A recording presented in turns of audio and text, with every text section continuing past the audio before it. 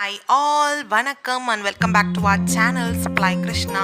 நம்ம வீடியோக்குள்ள போறதுக்கு முன்னாடி நம்ம சேனலை நீங்க ஃபர்ஸ்ட் டைம் பார்க்கறீங்களோ இல்ல சப்ஸ்கிரைப் பண்ணாம பார்க்கறீங்கன்னா மறக்காம சப்ஸ்கிரைப் பண்ணிக்கோங்க.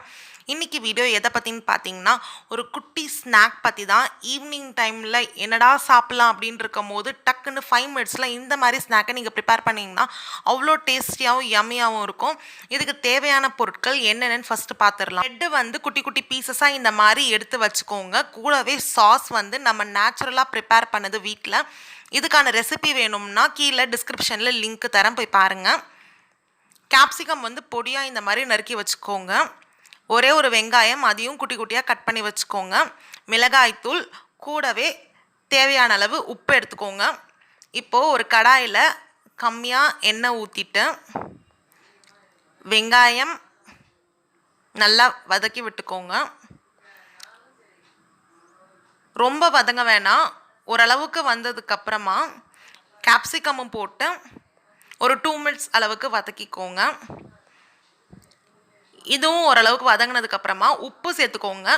கல்லுப்பு வந்து போட்டிங்கன்னா நல்லா வதக்கணும். சால்ட் போட்டிங்கன்னா இன்னும் பெட்டர், இல்லைனா வந்து சாப்பிடும் போது உப்பு ரொம்ப கரிக்கும்.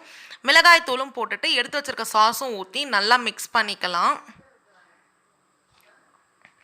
இப்போ உங்களுக்கு ஒரு தனியாக ஒரு சாசேஜ் மாதிரி ஆயிடுச்சு. இதில் நாம் ப்ரெட்டை போட்டு மிக்ஸ் பண்ண போகிறோம். அதோட அவ்வளோதான். இப்போ இது ஒரு 5 மினிட்ஸ் அளவுக்கு நல்லா வதக்கி விட்டதுக்கப்புறமா ப்ரெட்டையும் போட்டு நல்லா இந்த மாதிரி மிக்ஸ் பண்ணி விட்டுக்கோங்க. லாஸ்ட்டாக நான் கொஞ்சமாக ஆயில் சேர்த்து இன்னொரு தடவை புரட்டி எடுத்துக்க போகிறேன்.